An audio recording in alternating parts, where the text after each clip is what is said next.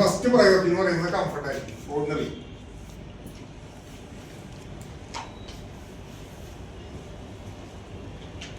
Ordinary മാൻ്റെ എപ്പോഴും first priority എന്ന് പറയുന്നത് എന്തായിരിക്കും? കംഫർട്ട് സോണിൽ നിൽക്കാനുള്ള.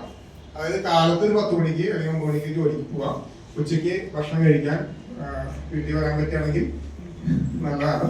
അത് കഴിഞ്ഞ് കിടന്ന് കുറച്ച് നിന്ന് ഉറങ്ങി ഒരു 4 മണി 5 മണി ആകുമ്പോഴേക്കും വീടെത്താൻ ഹാപ്പി വീട്ടുകാരായിട്ട് നിൽക്കാനുള്ളത്. ഇതാണ് കംഫർട്ട് സോൺ.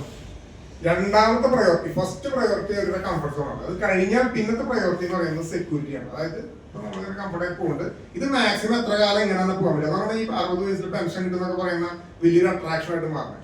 രണ്ടാമത്തെ ഒരു പ്രയോറിറ്റി കൊടുക്കുന്നത് സെക്യൂരിറ്റി എന്ന് പറയുന്ന സംഭവത്തിനാണ്. മൂന്നാമത്തെ പ്രയോറിറ്റിയാണ് എന്തിനു കൊടുക്കുന്നത്?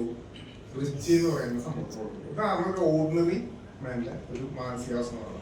ഇങ്ങനെ നമ്മൾ വളരെ കംഫർട്ടായിട്ട് നിന്നിട്ട് വളരെ എന്താ പറയാ ആസ്വദിച്ച് ജീവിതമൊക്കെ ആസ്വദിച്ച് കൂടുതൽ സമയം നമ്മുടെ ഫ്രണ്ട്സിന്റെ കൂടെ ചോദിച്ചുകളിൽ നടന്ന് അല്ലെങ്കിൽ എല്ലാ പൂരം പെരുന്നാള് കല്യാണങ്ങളൊക്കെ അറ്റൻഡ് ചെയ്ത് നാട്ടിലൊക്കെ ചുറ്റിപ്പറ്റി നടക്കുന്ന ആളുകൾ വളരെ കംഫർട്ടായിട്ട് സെക്യൂരിറ്റി ഒരുപാട് വർഷങ്ങളോളം അങ്ങനെ നിന്നിട്ട് പിന്നെ റിച്ച് ആവാന്ന് പറയുന്ന മൈൻഡ് സെറ്റ് വന്നാൽ നടക്കും?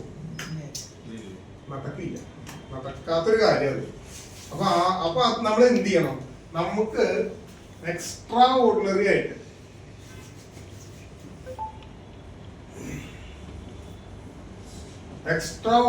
മാറണമെങ്കിൽ ഇപ്പൊ ഇവിടെ നമ്മൾ ഇന്ദിരാ സാർ ഇവിടെ സംസാരിക്കുന്ന എല്ലാവരും ഇടയ്ക്കിടയ്ക്ക് എന്താ പറയുന്നത്?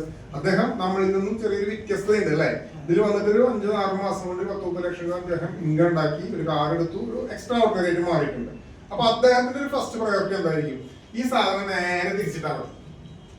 ഇത് 1, 2, 3 എന്നുള്ളത് ഫസ്റ്റ് എന്തായിരിക്കണം? പ്രയോറിറ്റി.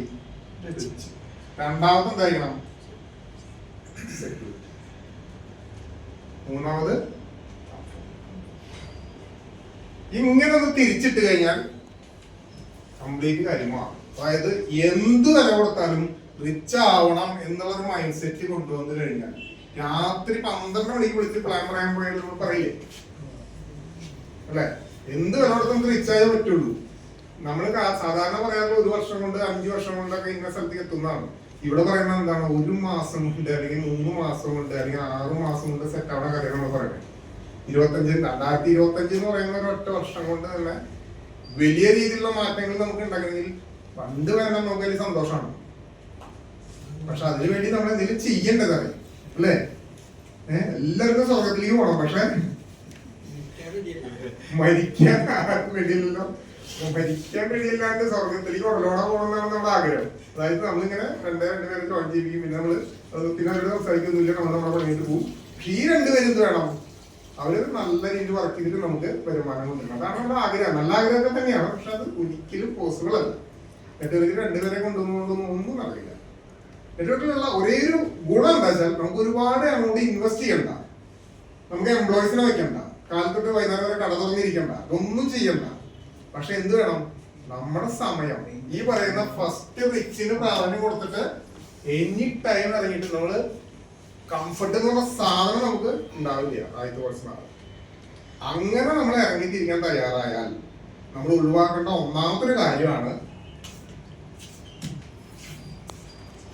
മലയാളത്തിൽ ഇതാ ഇംഗ്ലീഷില് പരാതി പറയാന്ന് പറയുന്ന ശീലമുണ്ട്. സാധനം വളരെ പെട്ടെന്ന് തന്നെ നമ്മളെ നിർത്തുകയാണ്. കാരണം നമ്മുടെ എല്ലാ പ്രശ്നങ്ങളുടെയും കാരണം എവിടെയാണ്? നമ്മുടെ ഉള്ളിലാണ്. നമ്മുടെ ഹെൽപ്പ് ലൈന്, ഞാൻ അപ്ലൈ എന്നുള്ള വാക്ക് പറയാറില്ല, നമ്മുടെ ഹെൽപ്പ് ലൈൻ നമ്മളെ സഹായിക്കാൻ വരുന്ന ആളുകൾക്ക് നമ്മളിൽ ഒന്നും ചെയ്യാൻ പറ്റില്ല. നമ്മളെ രക്ഷപ്പെടുത്താനും ഇത് പറ്റില്ല, നമ്മളെ നശിപ്പിക്കാനും ഇത് പറ്റില്ല. അതൊക്കെ പറ്റുന്നത് നമുക്ക് മാത്രമാണ്. ആ തിരിച്ചറിവ് ആദ്യം ഉണ്ടാവും. അപ്ലൈനെ കുറിച്ച് നമ്മുടെ ലൈഫ് ലൈനിൽ പരാതിയോ, നമ്മുടെ ലൈഫ് ലൈനെ കുറിച്ച് അപ്ലൈനിൽ പരാതിയോ, പിന്നെ കാണുന്നവരുടെ അടുത്ത് മുഴുവൻ കമ്പനിയെ കുറിച്ച് പരാതിയോ പറഞ്ഞുകൊണ്ട് ഒരാളും രക്ഷപ്പെട്ടില്ല. ശരിയല്ലേ? നമ്മുടെ നാട്ടില് കുറെ ആളുകള് ഈ ഫ്രാഞ്ചൈസി എടുത്തിട്ടുണ്ട്. BRD മോട്ടോർസ് കണ്ടിട്ടുണ്ട്, മാരുതിയുടെ ഫ്രാഞ്ചൈസിയാണ്. ഞാൻ മോട്ടോർ ബിൽ ആയതുകൊണ്ടാണ് ഞാൻ എക്സാമ്പിൾ പറഞ്ഞത്. ഇവരൊക്കെ ഓരോ കമ്പനിയിൽ ഫ്രാഞ്ചൈസി എടുത്തു കഴിഞ്ഞാൽ അതിന്റെ എല്ലാ കാര്യങ്ങളും അവർ തന്നെയാണ് ചെയ്യാം അല്ലെ? അതിന് വേണ്ടി ഫണ്ട് മുടക്കുന്നവരാണ്, എംപ്ലോയീസ് വെക്കുന്നവരാണ്, ഒക്കെ അവർ ചെയ്യും. കമ്പനി അവർക്ക് ആവശ്യത്തിന് സ്റ്റോക്ക് അയച്ചു കൊടുക്കുന്നു മാത്രമേ ഉള്ളൂ. അല്ലാണ്ട് ഒരിക്കലും കമ്പനി വന്നിട്ട് ഇവരെ ഡെവലപ്പ് ചെയ്ത് കൊണ്ടുപോയില്ല. പക്ഷെ മൾട്ടിലെവൽ മാർക്കറ്റിംഗിന് മാത്രം നമ്മൾ വന്നു കഴിഞ്ഞാൽ നമ്മളെ സഹായിക്കാൻ അപ്ലൈ വേണം, കമ്പനി വേണം, മറ്റുള്ളവരൊക്കെ വേണം, നമ്മൾ വീട്ടിലിരിക്കുള്ളൂ. നമ്മുടെ വീടിന്റെ മുമ്പിൽ വണ്ടി വന്നിട്ട് നമ്മൾ കുളിപ്പിച്ച് കുഴി തൊടിയിച്ച് വണ്ടി കയറ്റിയിരുത്തിയാലേ നമ്മുടെ കസ്റ്റമേഴ്സിനെ കാണാൻ പോകുള്ളൂ. അങ്ങനെയാണ് സാധാരണ അല്ലേ? അങ്ങനെ ആയവരൊന്നും പെട്ടെന്ന് ഒരു അച്ചീവ്മെന്റിലേക്ക് എത്തില്ല. അപ്പൊ സ്വന്തമായിട്ടുള്ള റെസ്പോൺസിബിലിറ്റി, നമ്മൾ ഉത്തരവാദിത്വം ഏറ്റെടുക്കുന്നവർ പെട്ടെന്ന് അച്ചീവ്മെന്റിലേക്ക് എത്തും. ഉത്തരവാദിത്വം ഏറ്റെടുക്കാൻ മടി കാണിക്കുന്നവരും ആരെങ്കിലും ആശ്രയിച്ചും പരാതിയും പരിഭവവും ഗോസിപ്പും പറഞ്ഞ് നടക്കുന്ന ആളുകൾ ഓർഡിനറി ആളുകളുടെ സർക്കിളിൽ നിന്ന് ഒരിക്കലും മുന്നോട്ട് കയറില്ല. കാരണം ഇതൊരു ഫാക്ട്. അപ്പോ ഞാൻ നേരത്തെ പറഞ്ഞ കുറെ കാര്യങ്ങൾ നമ്മളെ ചെത്തിക്കളയാനുണ്ടെന്ന് പറഞ്ഞതുപോലെ ഇങ്ങനത്തെ കുറെ കാര്യങ്ങൾ ഇന്ന് കണ്ടുപിടിക്കേണ്ട സമയമായി. അപ്പോ